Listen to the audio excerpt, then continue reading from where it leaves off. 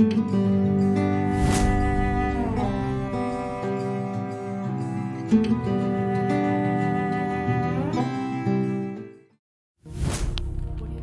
పరిశుద్ధ నామమునకు మహిమ కలుగును గాక.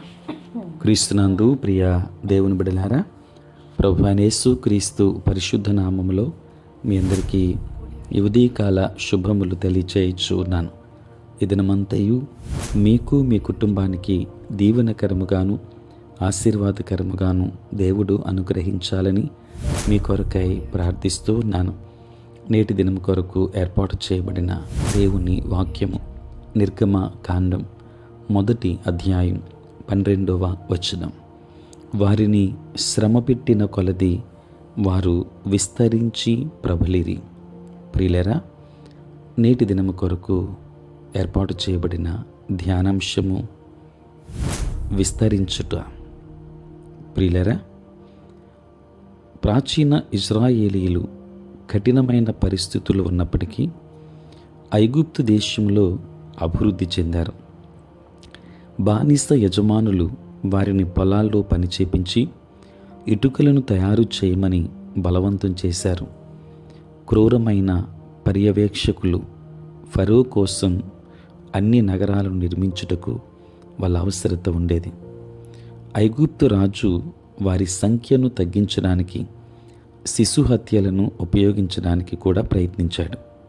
అయితే దేవుడు వారిని నిలబెట్టాడు.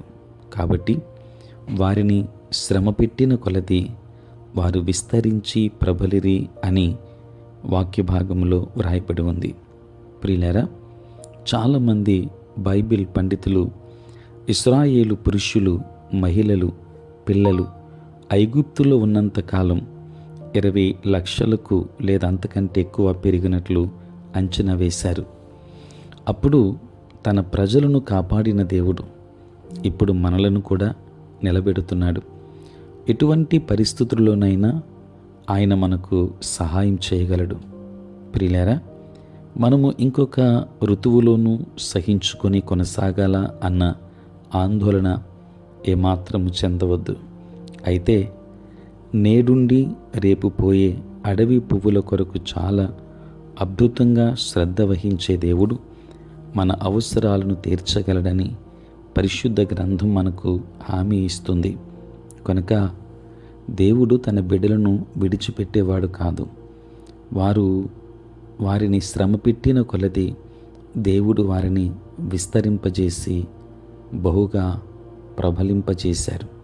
ప్రియులరా, నీ జీవితంలో ఒకవేళ ఎట్లాంటి పరిస్థితులు, క్రూరమైన పరిస్థితులు ఎదురైనా,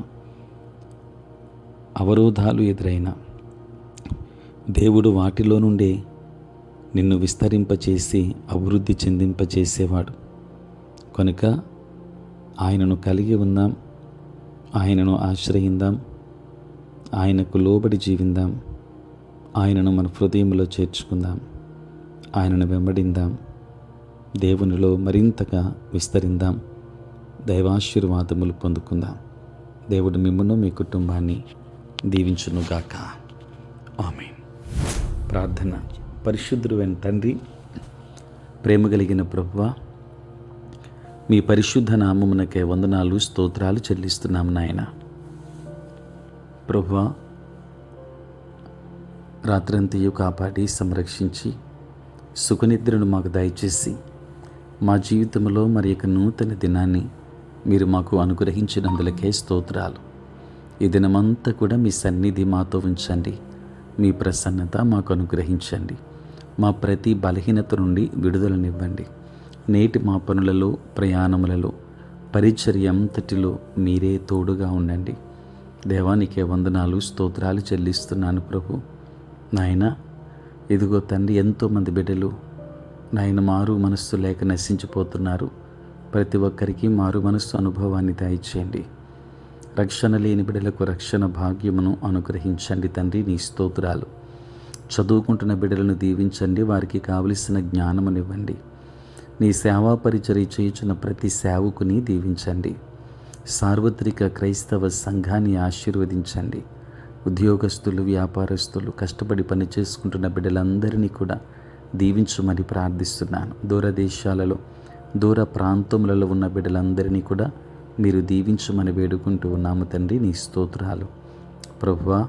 ఈ దినాన ప్రత్యేకించి నాయన నీ సన్నిధిలో నాయన ఏ ప్రార్థనలు ఏకీభవించిన ప్రతి కుటుంబాన్ని కూడా మీరు ఆశీర్వదించండి.